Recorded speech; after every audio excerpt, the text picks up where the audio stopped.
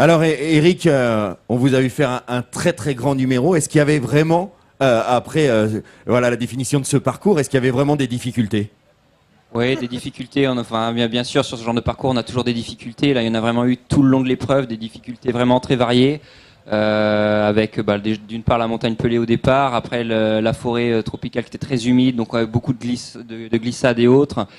Et on pourrait s'attendre à ce que la fin de parcours soit plus facile, puisque toute plate, mais pour autant, c'est vrai que sur ce genre de parcours, quand il faut relancer sur des fins de parcours, c'est toujours très difficile. C'est pourtant a priori votre spécialité en plus. En général, c'est ma spécialité, mais c'est vrai que sur des ultras, les spécialités avec la fatigue sont un petit peu plus ambiguës. Et enfin, voilà, ça peut vraiment vite évoluer. Quand on n'a plus les jambes, on les a plus, que ce soit des spécialités ou pas. En voyant ce... Pardon, Oui, en voyant le tracé du parcours, est-ce que, là je m'adresse à vous tous les trois, est-ce qu'il y a il y a eu des surprises pour vous, des choses où vous aviez prévu de le faire d'une façon et puis finalement vous vous rendez compte que c'était pas adapté, quoi? Oui, effectivement, moi ça a été le cas sur le littoral. Je pensais pouvoir relancer davantage, mais comme le précisait Eric, effectivement, le scénario est pas forcément facile à mettre en place parce qu'il y a des impondérables. Et là, c'était en l'occurrence le gros orage du début sur la montagne pelée, donc ça nous a fait vraiment travailler beaucoup en proprioception. La suite dans la jungle, c'était assez difficile aussi, et ce qui fait que moi j'avais pas l'énergie sur le final. Mes jambes étaient déjà bien entamées et le moral y était, la volonté, mais les jambes non. Donc il a fallu rentrer en mode économique. Est-ce que la vraie difficulté en fait sur la Transmartinique 2013, c'était pas Eric Lavry en fait?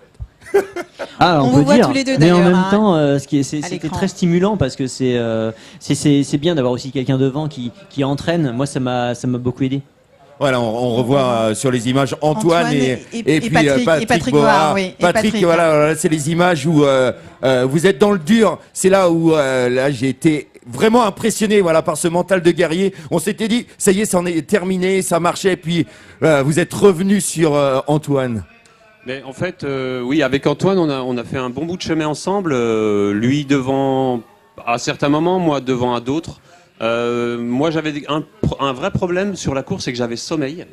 Ça peut prêter à sourire, mais c'est comme ça. J'avais vraiment sommeil, j'ai envie de dormir. Mais même en courant, hein, j'avais les paupières qui se fermaient. J'avais du mal à continuer vraiment mon effort. Et puis voilà, donc c'est vrai que ça a été quand même compliqué pour moi. Et c'est vrai que Antoine m'a beaucoup aidé aussi. Hein. C'est pas banal d'avoir envie de dormir en courant. Ça, j'ai jamais entendu ça.